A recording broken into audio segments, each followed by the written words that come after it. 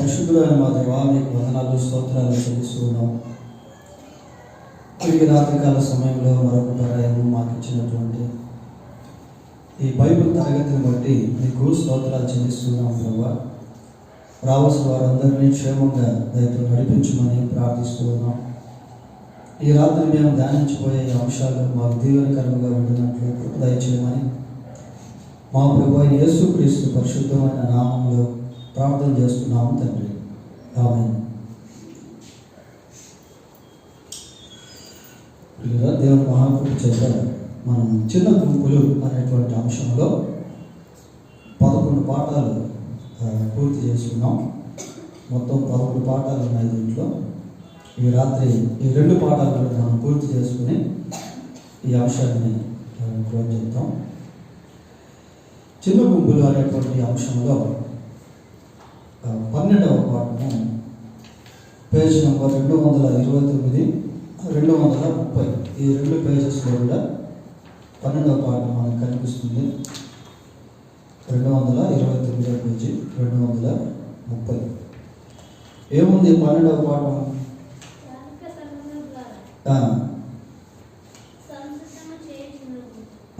స్థానిక సంఘముల ద్వారా సంసిద్ధము చేయు చిన్న గుంపులు. పోయిసారి జస్ట్ చెప్పాను ఇది కదా, మనం వివరించుకోలేదు. ఈ పాఠంలో కొన్ని ఆలోచించాల్సినటువంటి ప్రశ్నలు అనేటువంటివి మనకు కనిపిస్తాయి. ఒకటి సంఖ్య వేసి ఏమని రాశారు అక్కడ? మదింపు చేయుట అని అంటే ఆలోచించుట అని అర్థం అన్నమాట. రాసుకోండి. మదింపు అంటే మనకి తెలుగు అర్థం కాదు. మదింపు చేయుట అనే దాన్ని ఆలోచించుట లేక లోతుగా ఆలోచించుట అనేటువంటి ఇంకా బాగుంది. వాళ్ళు బ్రెయిన్ స్టామ్ అంటారు ఇంగ్లీష్లో. కొన్ని అర్థం కాదు. మదింపు చేయుట అంటే లోతుగా ఆలోచించుట. మీ సంఘమునకు చిన్న గుంపులు సరైనవేనా? మీ సంఘమునకు చిన్న గుంపులు సరైనవేనా? ఈ ప్రశ్నకి జవాబు ఎలాంటిది అని అంటే, సంఘంలో ఉన్నటువంటి సభ్యులను బట్టి, పరిచర్యలను బట్టి చిన్న గుంపు అనేటువంటిది అవసరం అవుతుంది. ఫర్ ఎగ్జాంపుల్, సంఘంలో ఒక 500 మంది ఉన్నారనుకోండి. అప్పుడు ఈ 500 మందిలో చిన్న గుంపులు అనేటువంటి వారిని ఏర్పాటు చేస్తే పరిచర్య అనేటువంటిది ఇంకా బాగా వేగంగా విస్తరించడానికి అవకాశం ఉంటుంది. సరే, మీ సంఘమునకు చిన్న గుంపులు సరైనవేనా అంటే నీడ్స్ అవసరం. ఏ చదువుతాము? ఉంది దర్శనము, విజన్. మీ సంఘము విషయములో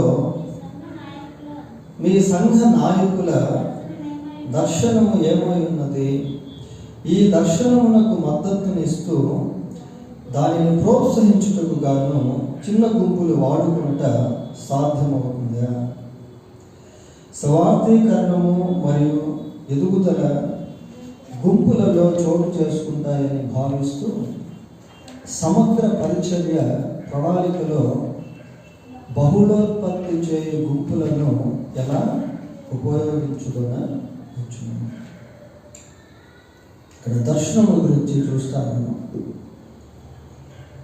మీ సంఘము విషయంలో సంఘ నాయకుల దర్శనము ఏముందని చాలా ప్రాముఖ్యమైనటువంటి ప్రశ్న.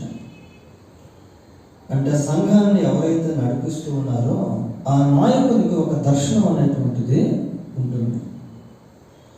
ఈ దర్శనం అనేటువంటిది సంఘము మొట్టమొదటిగా గుర్తించాలి. సంఘ నాయకుని యొక్క దర్శనాన్ని గుర్తించకపోతే ఆ దర్శనానికి వాడు సపోర్ట్ చేయలేరు, మద్దతు ఇవ్వలేరు, సపోర్ట్ చేయలేరు. కాబట్టి మొట్టమొదటిగా ఆ సంఘం యొక్క దర్శనం ఏంటి? What is the vision of the particular church అనేటువంటిది ప్రాముఖ్యం. ఈ దర్శనములకు మద్దతునిస్తూ దాన్ని ప్రోత్సహించడానికి గాను చిన్న గుంపులు వాడుకుంటా సాధ్యమవుతుందా? It is possible to use small groups to fulfil the vision, to achieve the vision. ఆ దర్శనాన్ని మరి నెరవేర్చేదానికి చిన్న గుంపులను ఉపయోగించుట అనేటువంటిది అవసరం. ఎందుకు అంటే సంఘ నాయకుడు ఒక్కడే ఆ దర్శనాన్ని ఫుల్ఫిల్ చేయలేడు. కాబట్టి సంఘంలో చిన్న గుంపుల ద్వారా ఆ దర్శనం అనేటువంటిది నెరవేర్చబడుతుంది.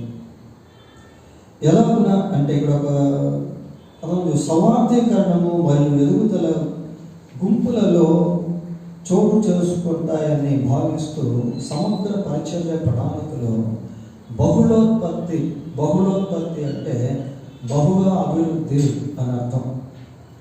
రాసుకోండి, అక్కడ కొన్నిసార్లు ఈ పదాలు మనకు అర్థం కావు. బహుళోత్పత్తి అంటే బహుగా అభివృద్ధి అని అర్థం. భావిస్తూ సమగ్ర పరిచర్య ప్రణాళికలో బహుగా అభివృద్ధి చేయే గుంపులను ఎలా ఉపయోగించుకొనవచ్చును అంటే చిన్న గుంపులను ఏ విధంగా ఉపయోగించుకోవాలి అనేటువంటి ప్రశ్నను ఇక్కడ మనము చూస్తాము. ఇది కూడా ప్రాముఖ్యమైనటువంటి ప్రశ్న. పోతే బిలో కూడా ఒక ప్రశ్న మనం చూస్తాం. బిలో ఏముంది? నిబద్ధత, కమిట్మెంట్ అన్నమాట. నిబద్ధత చదవండి. అది ఏంటో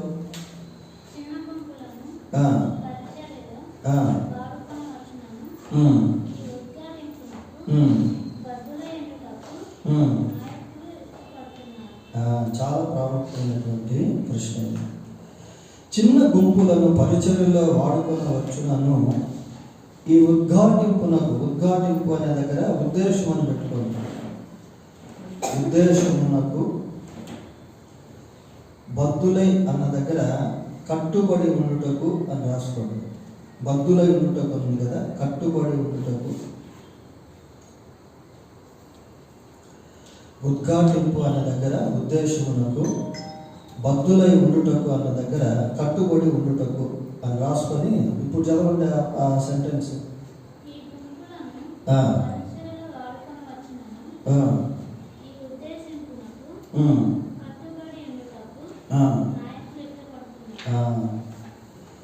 అంటే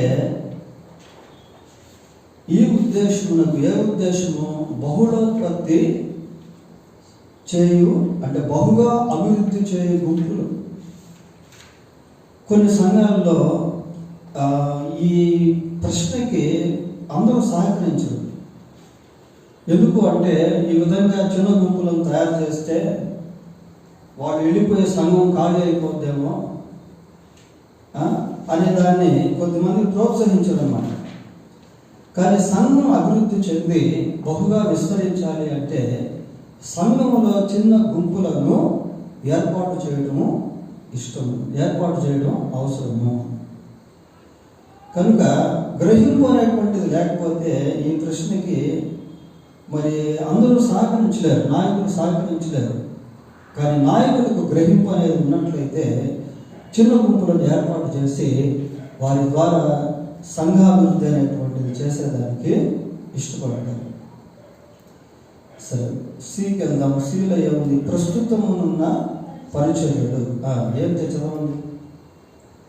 ప్రస్తుతమున్న పరిచర్యలకును చిన్న గుంపులకును మధ్య సంఘర్షణలు తలెత్తే విషయాలు ఏమైనా ఉన్నాయా?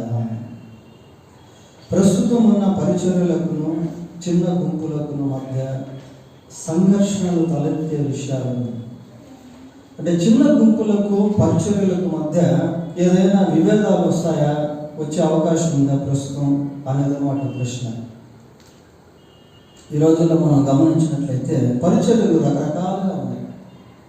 టీవీ పరిచర్యలు ఉన్నాయి, రేడియో పరిచర్యలు ఉన్నాయి, కర్మద్రి పరిచర్యలు ఉన్నాయి, ఇంటింటి సువార్త పరిచర్య, రకరకాల we have different kinds of ministries today. వివిధ రకాల పరిచర్యలను మనం నేటి దినాన కలిగి ఉన్నాం. కాబట్టి చిన్న గుంపుల ద్వారా జరిగేటువంటి పరిచర్య ఇదొక ప్రత్యేకమైనటువంటి స్ట్రాటజిక్ ప్లాన్ అన్నమాట. ఒక ప్రత్యేకమైనటువంటి ప్రణాళికతో కూడినటువంటిది. కాబట్టి కొన్నిసార్లు వెంటనే ఈ చిన్న గుంపుల కార్యక్రమాన్ని అందరూ యాక్సెప్ట్ చేయలేరు.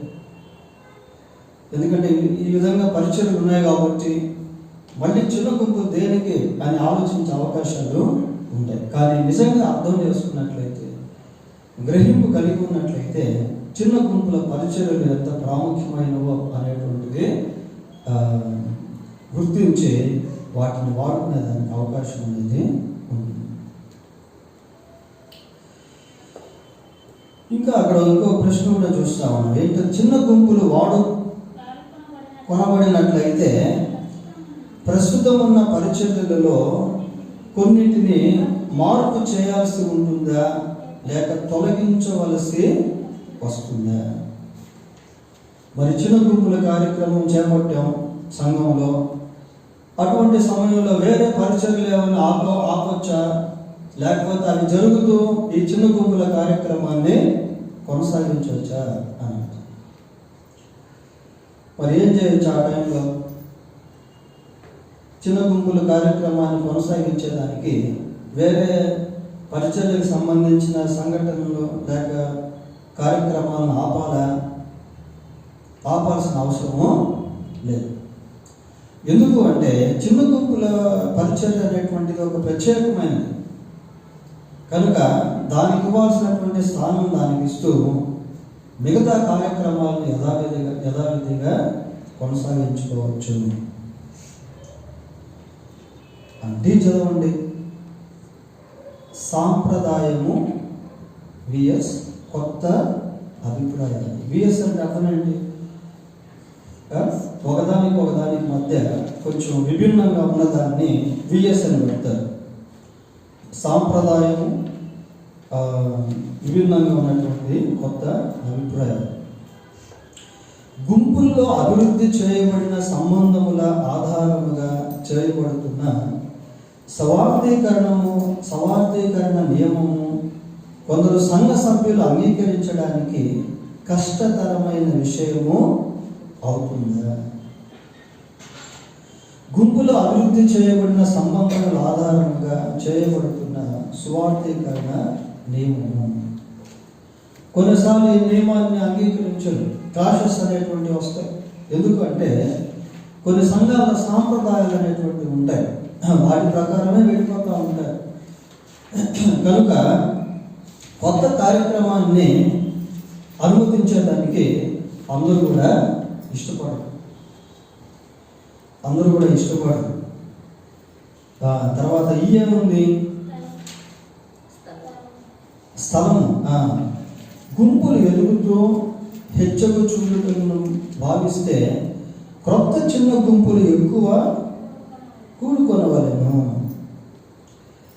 అంటే ఎక్కువనా ఎక్కడనా? ఎక్కడ అదే ఒక స్థలం గురించి మాట్లాడుతూ ఉన్నాడు. అంటే గెట్ టుగెదర్, చిన్న గుంపులు సమావేశం అయ్యేదానికి ఏదైనా ఒక పర్టికులర్ ప్లేస్ ఏర్పాటు చేసుకోవాలి. అది సంఘం, చర్చి కానీ లేదా బయట ఏదో ఒక ప్రత్యేకమైనటువంటి స్థలాన్ని ఏర్పాటు చేయాలి. స్థలం కూడా చాలా ఇంపార్టెంట్. తర్వాత ఎఫ్, నాయకత్వం. మీ సంఘములో చిన్న గుంపు నాయకులను కనుగొనుట కష్టమా? ఇవన్నీ ఏంటంటే ప్రాక్టికల్స్. నేను ఇందాక మీకు చెప్తున్నాను, ఒక సంఘంలో 500 మంది ఉన్నారనుకోండి సభ్యులు, అప్పుడు చిన్న గుంపులను మనం ఏర్పాటు చేయొచ్చు ఈజీగా.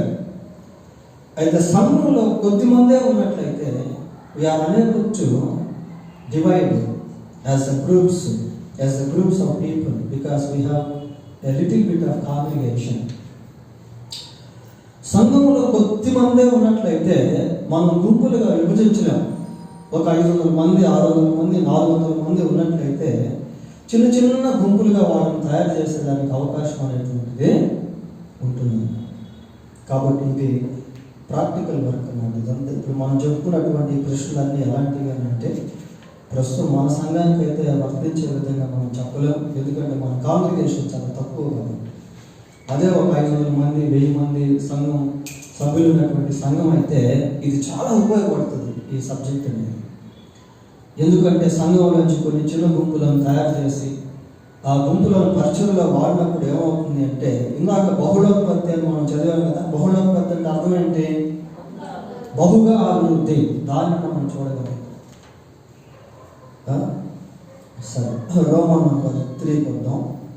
రోమన్ నెంబర్ 3లో 2 రోమన్ నంబర్ 2లో ఏమన్నా ఒకసారి చదవండి. ప్రణాళిక, రచన మరియు ఆచరణ.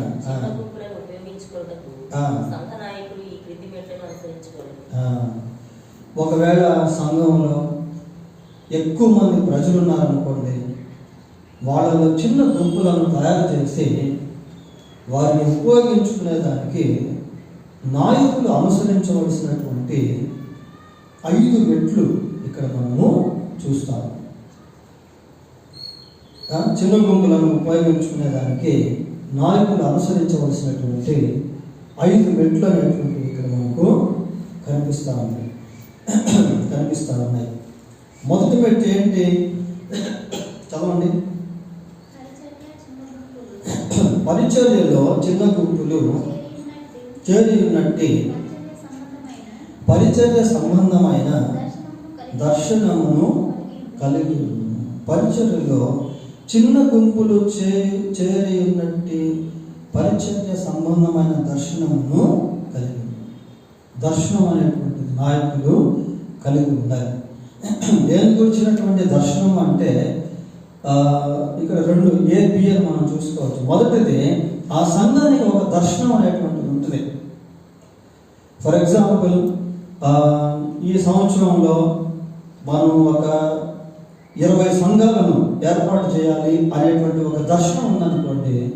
ఆ దర్శనాన్ని దృష్టిలో పెట్టుకొని చిన్న గుంపులను తయారు చేసేటువంటి ఒక విజన్ని నాయకులు కలిగి ఉన్నారు. ఇదిగో ఈ సంవత్సరంలో ఒక 10 సంఘాలు అవతల బయట మనం స్థాపిస్తాము. కాబట్టి 10 సంఘాలు స్థాపించాలనేటువంటి దర్శనం నెరవేరాలి అంటే ఇదిగో ఈ 500 మందిలో ఈ 20 మంది, అదిగో 30 మంది, ఈ 40 మంది చిన్న గుంపులుగా మనం డివైడ్ చేద్దాము అనేటువంటి ఆ దర్శనాన్ని నాయకుడు కలిగి ఉన్నారు. రెండవ మెట్టు ఏంటి? సంఘ సభ్యులందరితో దర్శనమును పంచుకున్నటకు మొదలుపెట్టును. ఇది చాలా ఇంపార్టెంట్. ఇప్పుడు సంఘంలో ఒక 300 మంది ఉన్నప్పుడు వారికి దర్శనాన్ని షేర్ చేసినప్పుడు ఏమవుతుంది అంటే ఆ 300 మందిలో దర్శనం వచ్చినటువంటి అవగాహన అనేది కొద్దిమందికైనా వస్తుంది. ఇప్పుడు ఎగ్జాంపుల్ నేను ఒక చిన్న విషయం చెప్తాను. మరి యెషయా గ్రంథం 6వ అధ్యాయంలో అత్యున్నత సింహాసనంపై దేవుడు ఆసీనుడై ఉన్నట ఒక ప్రవక్త చూశాడు. ఎవరు ఆ ప్రవక్త? యెషయా చూశాడు. యెషయా ప్రవక్త దేవుణ్ణి దర్శనాన్ని చూసిన తర్వాత ఆ మధ్యలో కొన్ని విషయాలు జరిగిన తర్వాత దేవుడు అంటాడు, ఏమంటాడంటే, నేను ఎవరిని పంపేదను, మా నిమిత్తం ఎవడు పోవును అన్నప్పుడు ప్రవక్త ఏమన్నాడు? నేనున్నాను, నన్ను పంపు. ఎప్పుడు నేనున్నాను, నన్ను పంపు అన్నాడు అంటే దేవుడు ఎవరిని పంపేదను, మా నిమిత్తం ఎవడు పోవును అని చెప్పినప్పుడు ప్రవక్త దానికి స్పందించాడు. కాబట్టి సంఘంలో కూడా సంఘ సభ్యులు అందరితో దర్శనాన్ని పంచుకున్నప్పుడు ఏమవుతుంది అంటే వాళ్ళు ఎంతో మంది స్పందిస్తారు. నిజమే కదా? మనము ఈ పరిచర్యకి మనల్ని మనం సిద్ధపరచుకుందాం, మనం కూడా ఈ పరిచర్యలో భాగస్వామ్యం అవుతాం, మన వంతు పని మనం చేద్దాం అని ఆ సంఘస్థులకి ఒక బర్డెన్ అనేటువంటిది దర్శనంలో కలుగుతుంది. కాబట్టి నాయకుడు ఏం చేయాలంటే సంఘ సభ్యులు అందరితో కూడా దర్శనాన్ని పంచుకోవాలి, ప్రారంభించాలి. మూడవ మెట్టు ఏంటి? నాయకులను ఏర్పాటు చేసుకొని అంటే ఆల్రెడీ హీఈస్ ఎ లీడర్. ఈ నాయకుడు ఏం చేయాలంటే ఆ చిన్న గుంపుల్ని తయారు చేసినప్పుడు ఆ చిన్న గుంపుల్లో నుంచి కొద్దిమంది నాయకులను ఏర్పాటు చేయాలి. అంతకుముందు మనం ఇత్రో నాయకత్వాన్ని చూసాం. మోషే హయాంలో ఇత్రో ఏ విధంగా మోషేకి ఒక ప్లాన్ ఇచ్చినప్పుడు, ప్రణాళిక ఇచ్చినప్పుడు మోషే ఆ విధంగా ప్రజలను అంతా కూడా డివైడ్ చేసి విభజించి వారి మీద కొద్దిమంది నాయకులను ఏర్పాటు చేశారు. కాబట్టి చిన్న గుంపులను ఏర్పాటు చేసిన తర్వాత వాళ్ళకి నాయకులు కావాలి. ఒక 50 మంది గుంపు ఉన్నారు, ఆ 50 మందిలో ఒక వ్యక్తిని నాయకుడిగా చేయడం. అంతకుముందు పాఠాల్లో మనం చూసాం నాయకులుగా ఉండాలి అంటే వారికి ఉండాల్సినటువంటి లక్షణాలు ఏంటి అనేది మునుపు పాఠాల్లో మనం చూస్తూ వచ్చాం. కాబట్టి ఈ సీనియర్ ఏంటంటే నాయకులను ఏర్పాటు చేసుకుని వారికి ఏం చేయాలంట? తరబీదు ఇవ్వాలి. అయ్యా, ఇదిగో నీకు 30 మందిని అప్పగిస్తా ఉన్నాను, ఈ గుంపు మీద నువ్వు ఈ విధంగా పనిచేయాలి, ఈ గుంపుతో కలిసి నువ్వు ఈ విధంగా పనిచేయాలి అని ఆ ఇన్స్ట్రక్షన్స్ అన్నమాట, ఆదేశాలు ఆ నాయకుడికి ఇవ్వాలి. 4వ ఏంటి? కొత్త చిన్న గుంపులను మొదలుపెట్టుము. కొత్త చిన్న గుంపులు అంటే అప్పటి వరకు గుంపులు లేవు. సంఘం 400 మంది ఉంటే 400 మంది ఉన్నారు. ఇప్పుడు ఆ 400 మందికి దర్శనం పంచుకున్న తర్వాత వాళ్ళని ఎవరెవరైతే ఆ యెషయా వలె ముందుకు వస్తారో వాళ్ళని డివైడ్ చేసి 30 మందిగా, 50 మందిగా, 20 మందిగా డివైడ్ చేసి వాళ్ళ మీద నూతన నాయకులను ఏర్పాటు చేసి ఇంకా అక్కడి నుంచి గుంపులను ప్రారంభించారు. వాళ్ళకి ఒక ప్రత్యేకమైనటువంటి అభ్యాసాన్ని ఇవ్వడం. 5వ ఏంటి? చిన్న గుంపుల పరిచర్యల విషయంలో నిరంతరము కొనసాగుచుండు మదింపు అంటే ఆలోచన అన్నమాట. ఆలోచనను మరియు సర్దుబాటును సమకూర్చును. చిన్న గుంపుల పరిచర్య విషయంలో నిరంతరం కొనసాగుచుండు అంటే ఆ చిన్న గుంపుల పరిచర్య ప్రారంభించిన తర్వాత అది అలాగే కొనసాగుతూ మధ్యలో ఎక్కడ బ్రేక్ అవుతుంది. దానికి కావాల్సినటువంటి ఆలోచన, దానికి కావాల్సినటువంటి అడ్జస్ట్మెంట్స్, ఏర్పాట్లు ఇవన్నీ కూడా చేయడం. ఆ చిన్న గుంపును ఆ విధంగా కొనసాగింపు చేసేటువంటి ప్రక్రియ. ఆ కింద పారాగ్రాఫ్ ఒకసారి చదవండి. సహవాసం ఉంటుంది కదా, అదొకసారి చదవండి. సహవాసము, శిష్యత్వము, సువార్థీకరణము మరియు నాయకత్వ అభివృద్ధి ఉన్న విషయాల్లో చిన్న గుంపుల వలన కలుగు ప్రయోజనముల దృష్ట్యా ప్రతి సంఘము చిన్న గుంపులను ఎందుకు వాడుకొనకూడదు? ప్రతి సంఘం కూడా వాడుకోవచ్చు కదా అన్నట్టు అన్నమాట ఆ ప్రశ్న. ప్రతి సంఘం కూడా వాడుకోవచ్చు కదా, ఎందుకు వాడుకోకూడదు? ఎందుకు? ఈ ప్రయోజనాలన్నీ ఉన్నాయి కదా. ఏంటి ప్రయోజనాలు? సహవాసం ఉంది, శిష్యత్వం, సువార్థీకరణ, నాయకత్వ అభివృద్ధి, ఇవన్నీ చిన్న గుంపుల్లో ఉన్నాయి కదా. కాబట్టి ఇటువంటి ఉపయోగాలు ఉన్నప్పుడు ఎందుకు సంఘాలు చిన్న గుంపులను వాడుకోకూడదు? ఎందుకు చిన్న గుంపులను తయారు చేయకూడదు అన్నటువంటి ప్రశ్న. వాడుకోవచ్చు ఎప్పుడు అంటే కాంగ్రిగేషన్ ఎక్కువ ఉన్నప్పుడు. ఒక 20-30 మంది సభ్యులు ఉంటే సంఘంలో we can't make small groups, we can't divide small groups. చిన్న చిన్న గుంపులుగా వాళ్ళని మనం విభజించలేము. సంఘం 30 మంది 40 మంది ఉంటే అది పాసిబిలిటీ ఉండదు. కాంగ్రిగేషన్ ఎప్పుడైతే ఎక్కువ ఉంటుందో అంటే సభ్యులు ఎప్పుడైతే ఎక్కువగా ఉంటారో అప్పుడు వాళ్ళ నుండి చిన్న గుంపులను విభజించి తయారు చేయవచ్చు. చాలా ఉపయోగాలు అనేటువంటి ఉన్నాయి. ఇక్కడ 4 చూసాము. 1 సహవాసము, 2 శిష్యత్వము, 3 సువార్థీకరణ, 4 నాయకత్వ అభివృద్ధి. అంటే ఈ 4 బెనిఫిట్స్ కూడా దేంట్లో ఉన్నాయి అంటే చిన్న గుంపులు అనేటువంటి దాంట్లో ఉన్నాయి. నెక్స్ట్ పారాగ్రాఫ్ వదిలి సంఘంలో ఉంది కదా, ఆ పారాగ్రాఫ్ చదవండి.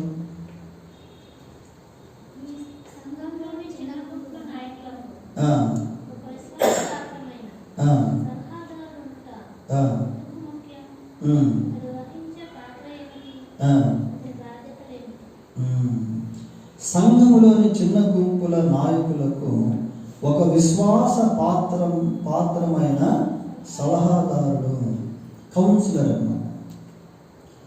ఇప్పుడు చిన్న గుంపుల్లో ఇందాక నేను మీకు చెప్పాను, ఒక 30 మందిని 40 మందిని గుంపులకు ఏర్పాటు చేసి వాళ్ళ మీద కొద్దిమంది నాయకులను నియమించడం.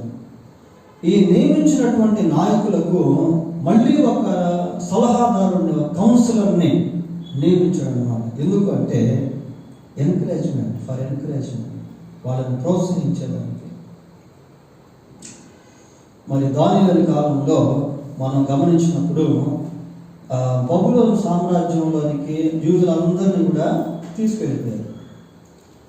తీసుకెళ్ళిపోయిన తర్వాత ఈ బబులోను సామ్రాజ్యంలో నెబుకద్నెజరు పరిపాలిస్తూ ఉన్నాడు బబులోను రాజ్యాన్ని. అటువంటి సమయంలో నెబుకద్నెజరు ఏం చేశాడు అంటే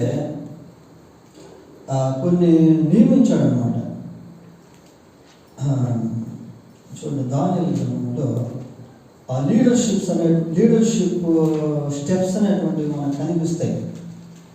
నెబుకద్నెజరు కాదు కానీ ఇంకొక రాజు బెల్షస్సరు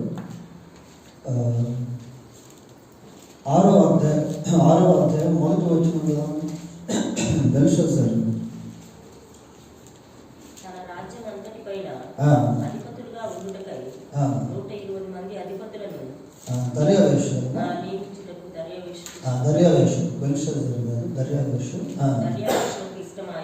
ఇక్కడ ఒకసారి ఆడదాం. తన రాజ్యం అంతటి పైన అధిపతులుగా ఉండుటకై ఎంతమందిని నియమించాడట? 120 మంది అధిపతులను నియమించుటకు దర్యావేషునకు ఇష్టమైంది.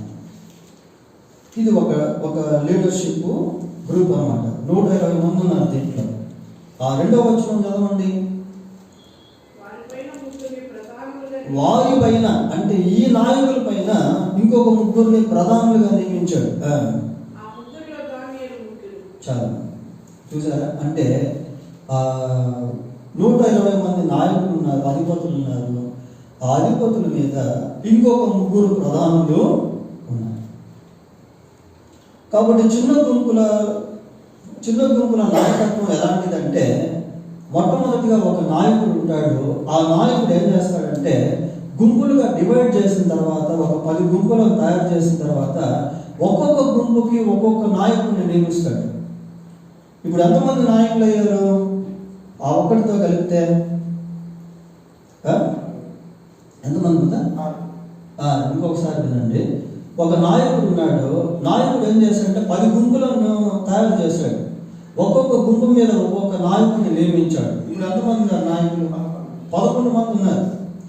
ఈ 11 మంది మాత్రమే కాకుండా ఏ గుంపుకైతే నాయకుడిని నియమించారో ఆ 10 గుంపుల మీద ఒక సలహాదారుణ్ణి లేక కౌన్సిలర్ని నియమించాడు.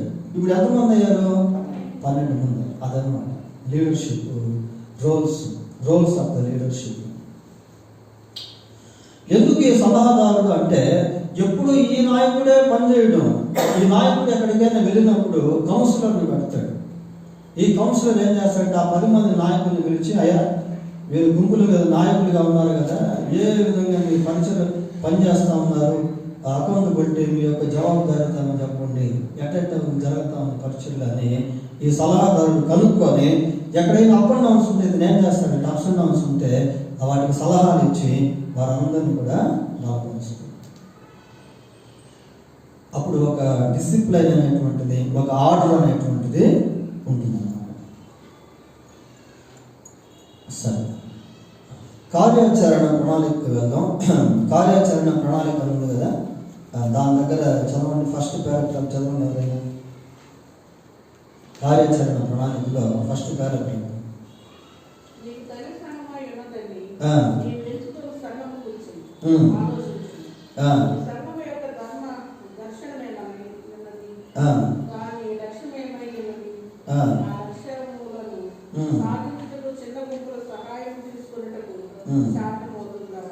ఇది ఇండిపెండెంట్ అంటే వ్యక్తిగతంగా ఆలోచించాల్సినటువంటి విషయం. నీకు తల్లి సంఘమై ఉన్నదని నీవు ఎంచుకొని సంఘమును గురించి ఆలోచించుము.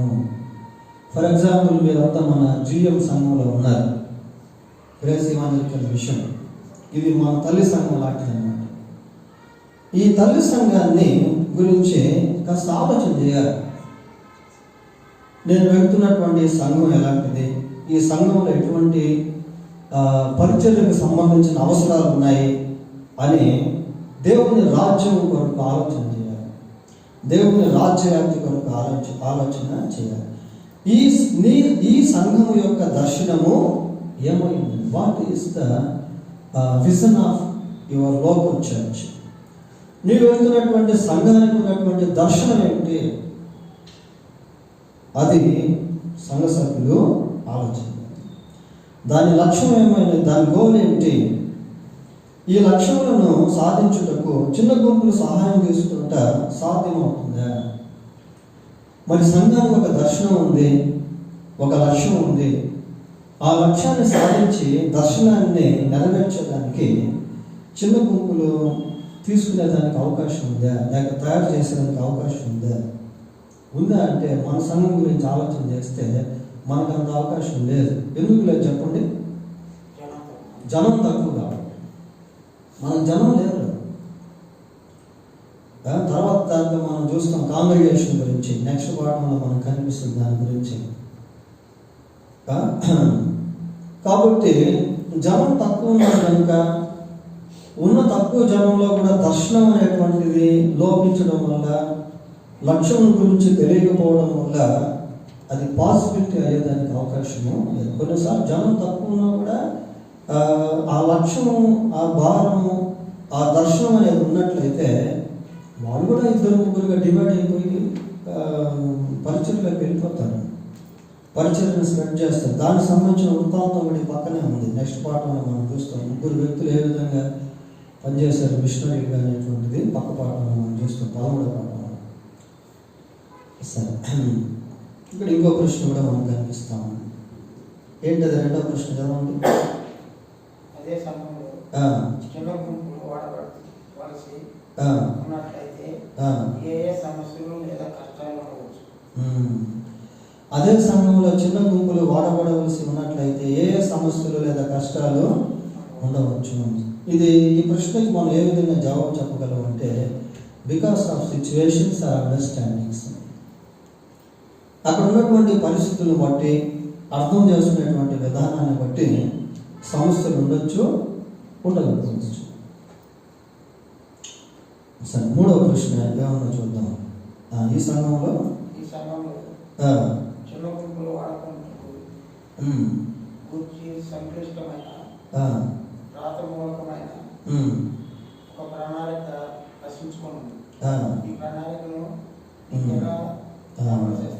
దీన్ని ప్రాక్టికల్ వర్క్స్ అన్నమాట. అంటే మనం వెళ్తున్నటువంటి సంఘం విషయంలో ఆలోచన కలిగి దాన్ని బట్టి వ్యక్తిగతంగా వేసుకోవాల్సినటువంటి ప్రణాళిక. చిన్న గుంపుల పరిచర్య ద్వారా ప్రయోజనము పొందగలవి నీకు తెలిసిన సంఘాన్ని గురించి ఆలోచించును. ఆ సంఘమును బలపరుస్తూ అది దాని లక్ష్యములను సాధించినట్లు సహాయపడుటకు చిన్న గుంపులను వాడుకున్న విషయంలో నీవు వారిని ఎలా సమీక్షిస్తావు? వారు తమ సంఘములో చిన్న గుంపు పరిచర్యను మొదలుపెట్టినట్లు సహాయం చేయడానికి నీవు ఇష్టపడుతున్నావా? దీని గురించి జాగ్రత్తగా ఆలోచించండి, ప్రార్థించండి. ప్రాక్టికల్ వర్క్స్ అన్నమాట. అంటే స్థానిక సంఘం విషయంలో అలాగే బయట ఏ విధంగా అయితే పరిచర్య అభివృద్ధి చెందుతుందో దాని గురించి ఆలోచిస్తూ ఆ ప్యాటర్న్ని లేక ఆ పద్ధతిని స్థానిక సంఘంలో మనం ఏర్పాటు చేసుకోవచ్చా అనే దాని గురించి ఆలోచించడం, ప్రార్థించడం. ఇది 12వ పాఠం అయిపోయింది. 13వ పాఠానికి వెళ్దాం. 13వ పాఠం కూడా ఈ పేజీలోనే మనం చూస్తా ఉన్నాం. 231 పేజీ, 32వ పేజీ, 33వ పేజీ. ఈ 3 పేజెస్లో 13వ పాఠం మనకు కనిపిస్తూ ఉంది. ఏంటి 13వ పాఠం ఏంటి? చిన్న గుంపుగా పర్యవేక్షణ. చిన్న గుంపు నాయకుల గురించిన శ్రద్ధ మరియు సమన్వయము. చిన్న గుంపుల పర్యవేక్షణ, చిన్న గుంపు నాయకులను గురించిన శ్రద్ధ మరియు సమన్వయము. చిన్న గుంపుల నాయకులు అని అంటే నేను ఇందాక మీకు చెప్పాను. మరి 10 గుంపులను ఏర్పాటు చేసి ఆ 10 గుంపుల పైన 10 మంది నాయకులను నియమించడం. ఇందాక మనం దానియేలు గ్రంథంలో దర్యావేషుని గురించి చదువుకున్నాం. 120 మందిని దర్యావేషు అధిపతులుగా నియమించి వారి మీద మళ్ళీ ఎంతమంది నియమించాడు? ఏమా 120 మందిని నియమించి వారి మీద మరొక ముగ్గురిని నియమించాడు. ఆ ముగ్గురిలో దానియేలు ముఖ్యుడు అని మనం చూసాం. సరే, ఒక 10 గుంపులుగా మనం విభజించినప్పుడు ఈ 10 గుంపుల మీద ఒక్కొక్క గుంపుకి ఒక్కొక్క నాయకుడిని ఏర్పాటు చేస్తే ఎంతమంది నాయకులు అయ్యారు? 10 మంది నాయకులు అయ్యారు. ఉపనాయకులు అన్నమాట వీళ్ళంతా కూడా. అంటే మెయిన్ లీడర్ ఒక ఆయన ఉంటాడు, కమాండర్ లాగా. అతని కింద 10 మంది నాయకులు ఉంటారు. ఈ 10 మంది నాయకుల కింద 10 గుంపులు ప్రజలు. దాన్ని మీరు గుర్తుపెట్టుకోండి. ఇప్పుడు ఈ పాఠం దేనికి సంబంధించింది అని అంటే చిన్న గుంపు నాయకులను గురించిన శ్రద్ధ. అంటే 10 మంది నాయకులు ఉన్నారు కదా, చిన్న గుంపుల మీద ఏర్పాటు చేసినటువంటి 10 మంది నాయకులు ఉన్నారు కదా, ఆ నాయకులను గురించినటువంటి శ్రద్ధ పాఠము, ఆ నాయకులకు సంబంధించినటువంటి పాఠము. దాన్ని మనం గుర్తుపెట్టుకోవాలి. సరే, ఇక్కడ ఒక స్టోరీ మనం చూస్తూ ఉన్నాం. ఈ స్టోరీలో మొదటి పారాగ్రాఫ్ ఒకసారి చదవండి, తర్వాత మీకు స్టోరీ చెప్తుంది. మొదటి పారాగ్రాఫ్ చదవండి. చిన్న గుంపు చిన్న చిన్న చిన్న చిన్న గుంపులుగా ఉంది కదా, అది చదవండి. పారాగ్రాఫ్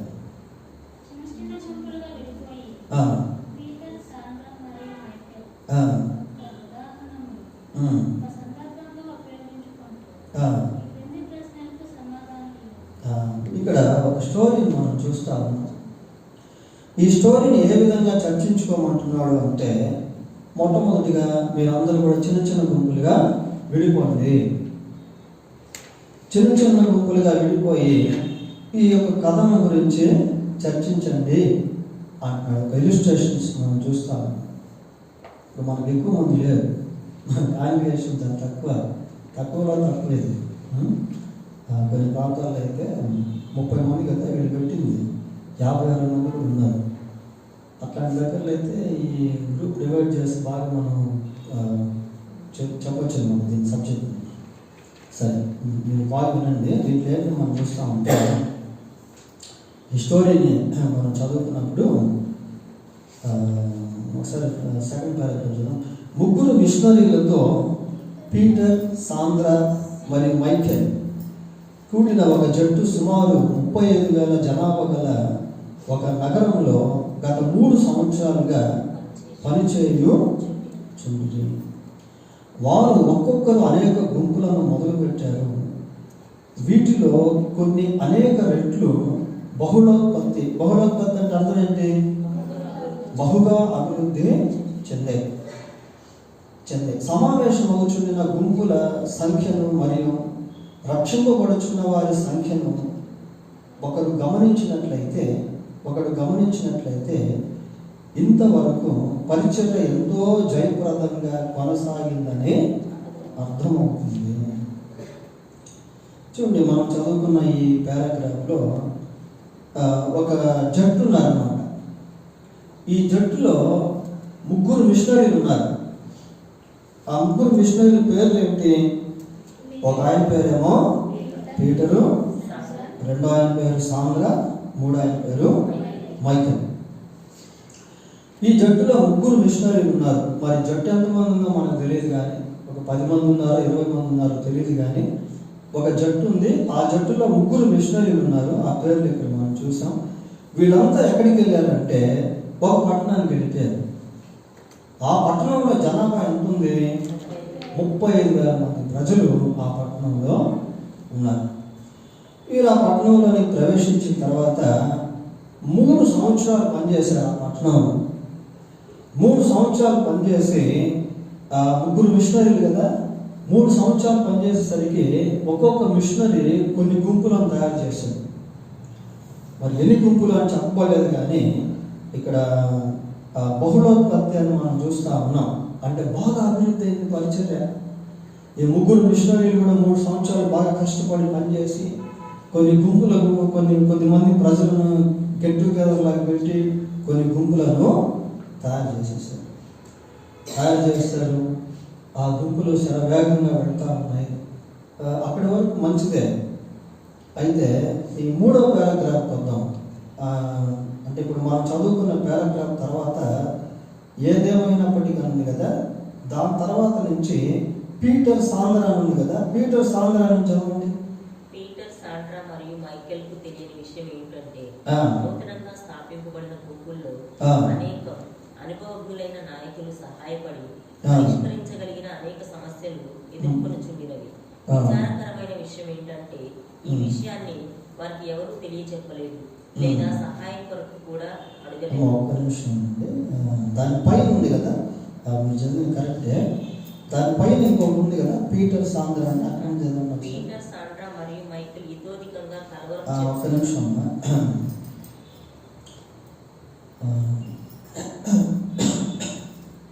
ఇక్కడ అంటే పారాగ్రాఫ్ 3లో మధ్యలో ఉంది చూడండి, పీటర్ సాంద్రా మరియు మైకేల్ నగరములో ఉంటుంది, చూసారా ఉందా? అది నేను చదవను. పీటర్ సాండ్రా మరియు మైకేల్ నగరంలో తమ అది ఇక్కడి నుంచి బాగా పెట్టినప్పుడు చిన్న గుంపులను ఉపయోగించుకుంటూ అనేక కొత్త సంఘాలను స్థాపించాలనే దర్శనం పీటర్ కలిగి ఉన్నాడు. ఇక్కడ అంటే వీళ్ళు చిన్న గుంపులను తయారు చేయక ముందు వాళ్ళు ఎలా ఉన్నారు అంటే చూడండి, పీటర్ సాండ్రా మరియు మైకేల్ నగరంలో తమ పరిచర్యను మొట్టమొదట మొదలుపెట్టినప్పుడు చిన్న గుంపులను ఉపయోగించుకుంటూ అనేక కొత్త సంఘాలను స్థాపించాలనే దర్శనము పీటరు కలిగి ఉంది. అట్లయినప్పటికీ ఇటీవల ఈ ముగ్గురులో ఏ ఒక్కరైనాను ఆ దర్శనం గూర్చిన ప్రతి ఒక్కరూ తమ తమ సొంత గుంపులతో నిమగ్నమైపోయారు. మీకేమర్థమైంది ఈ పారాగ్రాఫ్ చదివితే? వాళ్ళ నగరంలో పని దర్శనం అసలు ఆ ఫౌండేషన్ మర్చిపోయారు. గుంపులు పెరిగాయి కానీ ఆ గుంపుల ద్వారా అంటే ఆ గుంపులను ఉపయోగించుకుంటూ కొత్త సంఘాలను కట్టాలి అనేటువంటి ఆ విజన్ని they forgot completely the vision which they had before starting the ministry in that particular city. ఆ నగరంలో వాళ్ళు పరిచయం ప్రారంభించక ముందు ఎటువంటి దర్శనాన్ని అయితే వాళ్ళు కలిగి ఉన్నారో ఆ దర్శనాన్ని పూర్తిగా మర్చిపోయారు. ఈ గుంపులు అయితే ఏర్పడ్డాయి కానీ ఆ గుంపులను ఉపయోగించుకుంటూ ఏం చేయాలంటే కొత్త సంఘాలను నియమించారు. దాన్ని వాళ్ళు మర్చిపోయేసి ఆ గుంపులతోనే ఉంటూ ఆ గుంపులతోనే సమయాన్ని గడుపుతూ వాళ్ళు ముందుకు వెళ్ళిపోతా ఉన్నారు.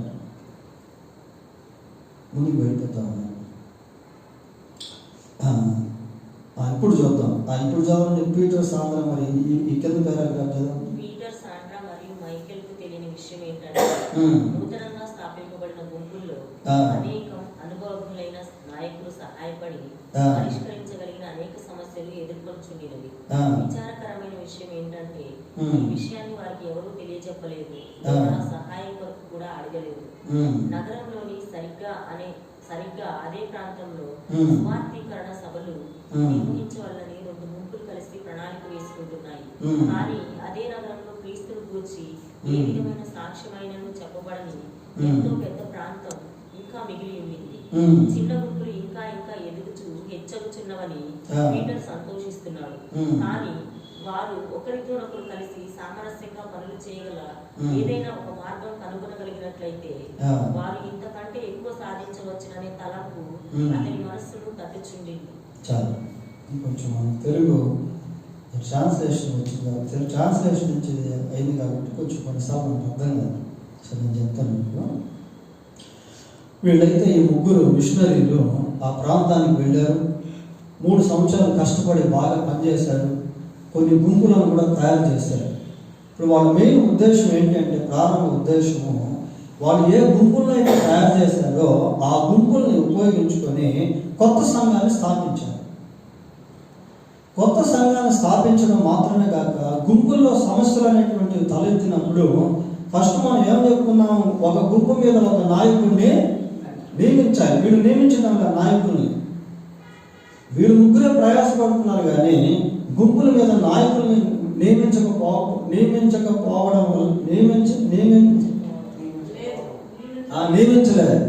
నియమించలేకపోవడం వల్ల ఏమైపోయిందంటే సమస్యలు వచ్చేస్తా ఉన్నాయి. They are unable to solve the problems because for lack of leadership. అక్కడ గుంపులో నియమించకపోవడం వల్ల ఏమైపోయినాయంటే గుంపులో సమస్యలు వస్తూ ఉన్నాయి. ఆ సమస్యలు వస్తున్నాయి కానీ కొత్త సంఘాలు స్థాపించబడటం లేదు.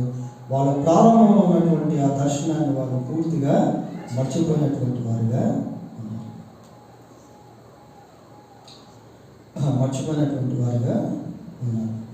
సరే, ఇప్పుడు ఆ కింద పారాగ్రాఫ్ వదిలి 2 లైన్ల పారాగ్రాఫ్ ఉంది కదా, చదవండి ఒకసారి. పర్యవేక్షణకు సంబంధించిన ఏ విషయాలు అత్యంత ప్రయోజనకరమైనవి ఉన్నట్లు ఉండవచ్చు. సమన్వయము, మార్గనిర్దేశకము. ఇక్కడ కొన్ని ప్రశ్నలు అనేటువంటివి మనం చూస్తా ఉన్నాం. ఈ ప్రశ్నలకు తర్వాత పేజీలో మనకు జవాబులు అనేటువంటివి దొరుకుతాయి. సరే, కింద పారాగ్రాఫ్లలో ఈ క్రింది నాయకత్వపు నిర్మాణ పనులలో ఏవి అత్యధికంగా అవసరమైనవై ఉండవచ్చు? గుంపులోని సమస్యలు, వ్యక్తిగతమైన ఆధ్యాత్మిక ఎదుగుదల, తర్బీదు పొందు నాయకులను ఆయుక్తము చేయుట, ప్రణాళిక రచించుట మరియు జవాబుదారీతనము, ప్రయోగాత్మకమైన పరిచర్య, నిపుణతలు, ప్రోత్సాహం లేక ప్రార్థన. ఇవన్నీ కూడా గ్రూప్ డిస్కషన్. ఇక్కడ కొన్ని క్వాలిటీస్ అనేటువంటివి మనం చూస్తూ ఉన్నాం. ఈ క్వాలిటీస్లో వ్యక్తిగతమైన ఆధ్యాత్మిక ఎదుగుదల చాలా ప్రాముఖ్యమైనది. కొన్నిసార్లు కాంగ్రిగేషన్ పెరిగిపోతూ ఉంటాయి, గుంపులు పెరిగిపోతూ ఉంటాయి, కానీ వ్యక్తిగత ఆధ్యాత్మిక ఎదుగుదల అనేటువంటిది వాళ్ళకి ఉండకపోవచ్చు. కాబట్టి దాని గురించి పర్యవేక్షించాలి. పర్యవేక్షించడం అంటే సీసీ కెమెరాల దగ్గర రాస్తా ఉంటారు, యువర్ అండర్ ద ఏమంటారు, యువర్ అండర్ ద మీరు పర్యవేక్షకుల కింద ఉన్నారు అంటే సీసీ కెమెరాలు అండర్టేకింగ్ ఉన్నారని అర్థం అన్నమాట. అట్లా ఈ పర్యవేక్షకులు ఏం చేయాలంటే ఈ వ్యక్తిగతంగా వీళ్ళు ఎంతవరకు ఆధ్యాత్మికంగా ఎదిగారు అనేటువంటిది పరిశీలించాలి. తర్బీదు పొందు నాయకులను ఆయత్తం చేయుట అంటే 10 గుంపులు ఏర్పడ్డాయి. ఆ 10 గుంపుల మీద నాయకులను ఏర్పాటు చేయాలి. వాళ్ళకి స్పెషల్ ప్రత్యేకమైనటువంటి తర్బీదును అందించడం. తర్వాత ప్రణాళిక రచించుట, ప్లానింగ్ అన్నమాట. తర్వాత జవాబుదారీతనం, అకౌంటబిలిటీ అనేది కూడా చాలా ప్రాముఖ్యము. ఇవన్నీ స్పిరిచువల్ క్యారెక్టరిస్టిక్స్, ఆత్మ సంబంధమైనటువంటి లక్షణాలు. ప్రయోగాత్మకమైన పరిచర్య, నిపుణతలు అంటే ఏంటి? స్కిల్స్ అన్నమాట. అంటే ప్రాక్టికల్ మినిస్ట్రీ, ప్రయోగాత్మకమైన పరిచర్యలో ఎవరికి ఎటువంటి నైపుణ్యాలు ఉన్నాయి, స్కిల్స్ ఉన్నాయి, వాటిని పర్యవేక్షించడం, తర్వాత ప్రోత్సహించడం, తర్వాత ప్రార్థన, ఇవన్నీ కూడా ఇంపార్టెంట్. అక్కడ క్వశ్చన్ మార్క్ అయితే పెట్టారు కానీ వీటిలో ఏది ప్రాముఖ్యం అంటే ఇవన్నీ కూడా ప్రాముఖ్యం.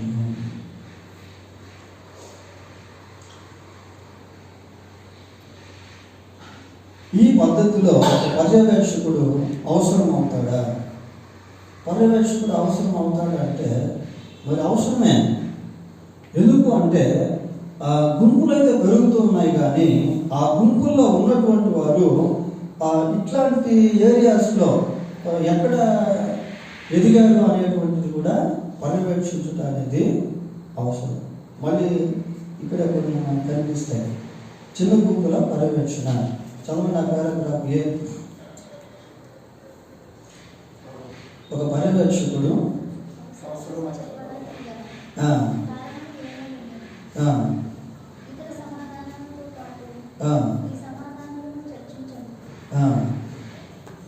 సమన్వయమునకు సంబంధించిన కార్యకలాపములు, మార్గనిర్దేశంలో ఎదురవుచుండిన సమస్యలు మరియు కష్టాలు, చిన్న గుంపుల నాయకులను జవాబుదారులుగా ఎంచుట మరియు దేవుని వాక్యం నడిన నిజాయితీ.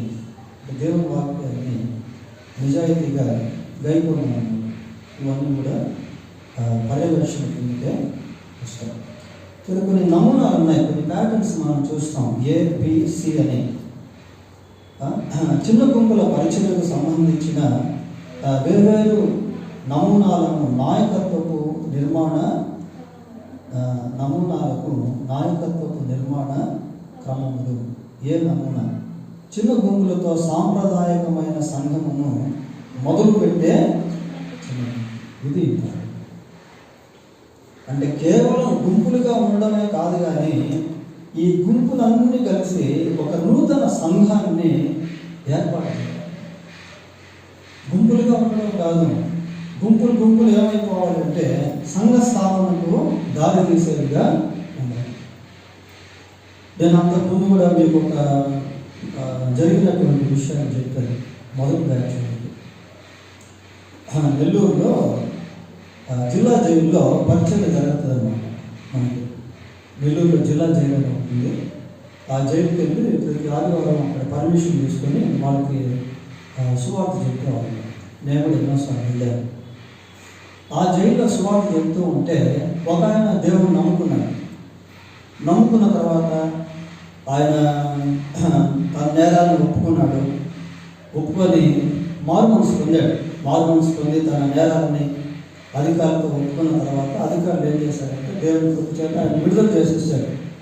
ఇతను మారిపోతున్నాడు, మనసు మారింది అని చెప్పి అతన్ని విడుదల చేశాడు. విడుదల చేసిన తర్వాత అతను ఒక మారుమూల గ్రామం అన్నమాట. ఆ గ్రామంలోకి వెళ్ళిన తర్వాత అక్కడ ప్రార్థన చేసుకుంటూ వాళ్ళ ఇంట్లోనే మీటింగ్ పెట్టుకుంటే ఇక్కడ మేము నెల్లూరు నుంచి వెళ్ళేవాళ్ళం. వాళ్ళ ఇంటికి వెళ్ళి అక్కడ వాళ్ళ ఇంట్లో వాళ్ళకి సువార్త చెప్పి వచ్చేసారు. వాళ్ళు ఏం చేస్తారంటే ఇంకా కొద్దిమందిని అక్కడ చుట్టుపక్కల ఉన్న వాళ్ళని పిలుచుకొని ఆదివారం రోజు మళ్ళీ అక్కడికి వచ్చి మీటింగ్ పెట్టుకునేవారు వాళ్ళ ఇంట్లో. మేము వచ్చి వాళ్ళకి సువార్త దేవుని వాక్యం చెప్పి వెళ్ళిపోయాం. అలా వస్తూ పోతూ వాళ్ళు ఇంకా కొద్దిమందిని గ్యాదర్ చేస్తూ లాస్ట్కి అక్కడ ఒక సెంటర్ ఏర్పడింది. అక్కడ ఒక సంఘం ఏర్పడింది. ఇదిగో పలానా ఏరియాలో ఈ సంఘము అని ఏర్పడింది. చూడండి, ఒకే వ్యక్తి వెళ్ళాడు, వారి ఇంట్లో మీటింగ్ పెట్టుకున్నాడు. వారి ఇంట్లో వాళ్ళు దేవుని వాక్యాన్ని విన్నారు, కొద్దిమంది నమ్ముకున్నారు. వారిని వీళ్ళని పిలుచుకున్నాడు, వాళ్ళు వచ్చి దేవుని వాక్యం విన్నారు. చివరికి అక్కడ ఏమైందంటే ఆ చిన్న గుంపు బికేమ్ ఏ చర్చ్, ఒక సంఘముగా మారింది. అక్కడ ఒక సంఘం ఏర్పడింది. కాబట్టి గుంపులు ఏమైపోవాలంటే సంఘముగా ఒక నూతన సంఘ స్థాపనకు దారి తీసేటువంటిదిగా ఉండాలి. అదేనమాట మనం చిన్న గుంపు అని చూస్తాం. ఆ తర్వాత మళ్ళీ కిందకి వద్దాం. బి నమూనాకి వెళ్దాం. బి నమూనా ఒకసారి చదవండి. బి నమూనా 2. ప్రస్తుతం ఉన్న సంఘము చిన్న గుంపులను వాడుకుంటూ మొదలుపెట్టింది. సంఘములకు చేర్చబడిన చిన్న గుంపును సాంప్రదాయక సంఘము సృష్టిస్తుంది. అర్థమైంది? సాంప్రదాయక సంఘము దేని సృష్టిస్తుందట? Church creates or generates another church. సంఘము ఇంకొక సంఘాన్ని సృష్టిస్తుంది. అంత సంఘ స్థాపన అనేటువంటిది జరగాలి. మళ్ళీ ఇక్కడ సంఘం దగ్గర చిన్న గుంపు ఎన్నిసార్లు ఒకసారి చదవండి. 5 సార్లు. చిన్న గుంపు. ఈ చిన్న గుంపు వెళ్ళి చివరికి ఏమైపోవాలంటే అది సంఘంగా మారిపోవాలి. అదే ప్యాటర్న్ మనం Cలో కూడా చూస్తాం.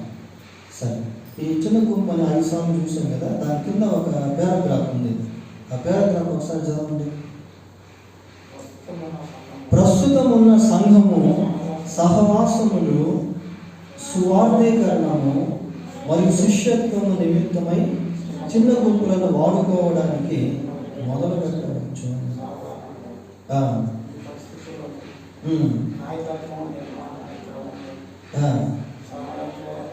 సమన్వయకర్త మరియు పరమేశ్వరుని పాత్రలను నిర్వహించుటకు గాను ప్రస్తుతం ఉన్న సంఘ నాయకులను వాడుకుంటారు. ప్రస్తుతం ఉన్న సంఘం లోకల్ చర్చ్ అనమాట, స్థానిక సంఘం. సహవాసము, సువార్థీకరణ మరియు శిష్యత్వము, ఇవన్నీ అంటే సహవాసము, సువార్థీకరణ వలన శిష్యత్వము నిమిత్తమై చిన్న గుంపులను వాడుకోవడానికి మొదలు పెట్టవచ్చు. ఇందాక మనం ప్రశ్నలు చూసుకోవచ్చు, మొదలు పెట్టవచ్చా, సాధ్యమవుతుందా అవదా అని. కానీ ఇక్కడ ఫైనల్కి వచ్చేసరికి మొదలు పెట్టవచ్చు అని మనం ఇక్కడ చూస్తాము. ఎందుకంటే ఈ చిన్న చిన్న గుంపులు చివరికి ఒక సంఘానికి దారితీస్తాయి. సి నమూనా కొద్దాం 3 చిన్న గుంపును గృహకూడికను మొదలుపెట్టి ఇతర చిన్న గుంపులు గృహకూడికలను మొదలు పెట్టుటకు హెచ్చించుచుండు కాటేజ్ ప్రేయర్స్. ఈ కాటేజ్ ప్రేయర్స్ ద్వారా కూడా, అంటే కాటేజ్ ప్రేయర్స్ అంటే గృహకూడికల ద్వారా కూడా సంఘాలు ఏర్పడతాయి. ఇప్పుడు లష్కర్గూడలో ఒక ఫ్యామిలీ ఉంది, ఆ ఫ్యామిలీకి వెళ్ళి మనం పరిచయం చేస్తా ఉన్నాం. కొద్ది రోజులకి ఆ ఇంటికి వేరే వాళ్ళు వస్తున్నారు వాక్యం వినేదానికి, ఆ తర్వాత ఇంకొద్ది మంది వాక్యం వినేదానికి వస్తున్నారు. అప్పుడు ఆ ఇల్లు సరిపోతుంది. అప్పుడు ఏం చేస్తున్నాం, అక్కడ ఒక స్థలాన్ని కొట్టుకొని అక్కడ చర్చిని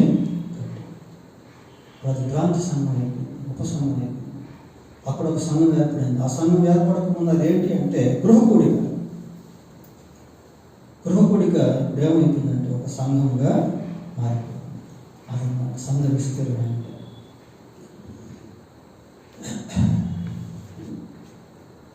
పేజ్ నెంబర్ 233.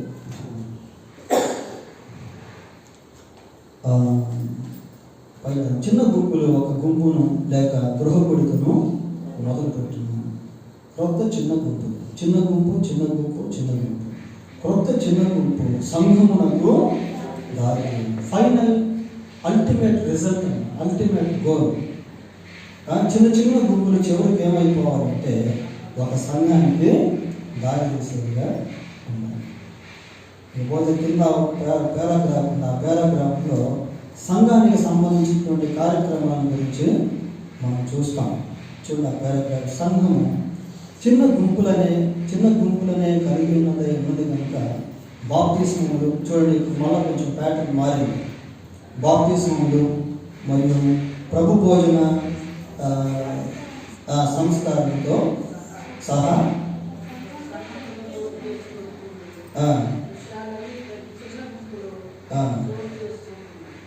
ప్రతి చిన్న గుంపులో ఇప్పుడు సంఘ కార్యక్రమాలు వచ్చేసే చిన్న గుంపులు అనేది సంఘంలాగా ఎప్పుడైతే చిన్న గుంపు మారిపోతుందో అక్కడ మళ్ళీ మారు మనసు, బాప్తిసాలు, ప్రభురాత్రి భోజనం, తర్వాత బైబిల్ స్టడీ, ప్రార్థనలు, ఉపవాస ప్రార్థనలు, సహవాసము, ఆరాధన, ఇలాంటివన్నీ కూడా ఆ గుంపులో చోటు చేసుకుని అవి సంఘాలుగా అవి మారిన తర్వాత ఆ సంఘ కార్యక్రమంలో భాగంగా మారిపోతుంది.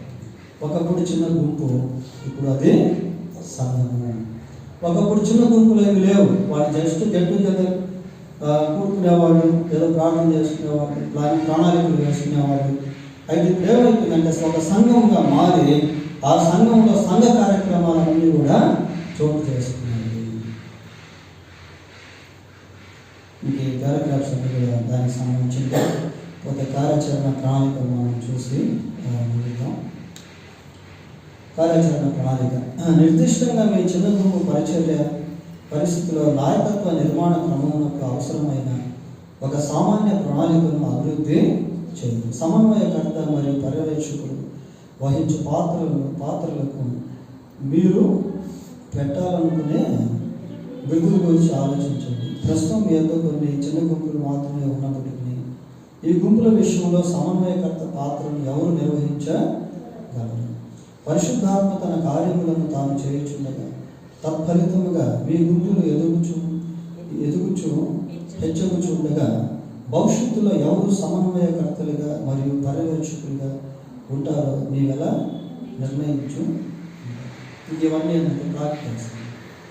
పరిశుద్ధాత్మ చేతకు అప్పగించి తర్వాత గుంపులో ఎవరిని పర్యవేక్షకులుగా పెట్టాలి, నాయకులుగా పెట్టాలి, సమన్వయకర్తలుగా పెట్టాలి, అధ్యక్షులుగా పెట్టాలి. ఇట్లాగా కార్యాచరణ ప్రణాళికలో అవన్నీ ప్లాన్ చేసుకొని నియామకాలు అనేటువంటివి జరుపుకోండి అన్నట్టు దీన్ని మనం చూస్తున్నాము.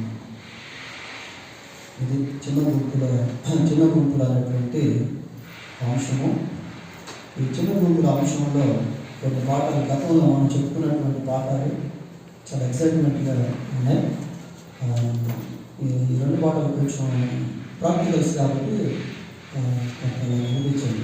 సో మొత్తం మీద దేవుని కృప చేత చిన్న గుంపులు అనేటువంటి అంశాన్ని నేను పూర్తి చేసుకున్నాం. దేవుని స్తోత్రం. ఇకపోతే మనకి 5 అంశాలు ఉన్నాయి. ఒకటి శిష్యులను చేయుట, 2 ఆధ్యాత్మిక పోరాటం, 3వది వచ్చి గృహ నిర్వాహకత్వం, 4వది కుటుంబం, 5వది ప్రసంగ శాస్త్రం. ఇవన్నీ కూడా చాలా చిన్న చిన్న సబ్జెక్ట్స్ అన్నమాట. కానీ సాలిడ్ సబ్జెక్ట్స్. ఆధ్యాత్మిక పోరాటం కానీ, శిష్యులుగా చేయటం కానీ, తర్వాత కుటుంబాలు, గృహ నిర్వాహకత్వం, ప్రసంగ శాస్త్రం అంటే హోమనెటిక్స్, ఇవన్నీ చాలా ప్రాముఖ్యమైనవి. దేవుని చిత్తం అయితే రానున్న రోజుల్లో నేర్చుకుంటున్నాం. దేవుని వాక్యాన్ని దీవించినాక ప్రార్థన చేస్తున్నాం. ప్రార్థన.